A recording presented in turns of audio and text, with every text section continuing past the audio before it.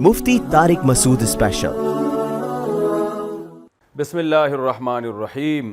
शुएब साहब ने कश्मीर से पूछा है, ऑपरेशन से विलादत हो तो कितने बच्चे करें? मुफ्ती साहब अक्सर बयानात में कहते हैं कि ज़्यादा बच्चे रखो।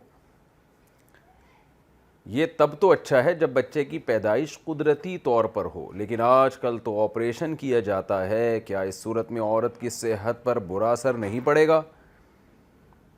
क्या इस सूरत में भी ज़्यादा बच्चे करने का हुक्म होगा? जनाब शुएब अख्तर साहब, पहली बात तो ये जो ऑपरेशन है ना, ये नेचुरल नहीं है और हज़ारों में कोई एक ख़ातून बीमार होती हैं जिनको ऑपरेशन की ज़रूरत होती है, लेकिन आजकल जो डॉक्टर हर दूसरी तीसरी ख़ातून के ऑपरेशन हो रहा है, तो ये कुदरत की तरफ से नहीं है, ये डॉक्टरों की तरफ से एक गड़बड़ है। लेकिन बहरहाल एक आम आदमी क्या करे, वो डॉक्टरों के हाथों में यरगमाल बना हुआ होता है, जैसा वो कहेंगे ऐसा इसको करना पड़ेगा, रिस्क तो नहीं लिया जा सकता।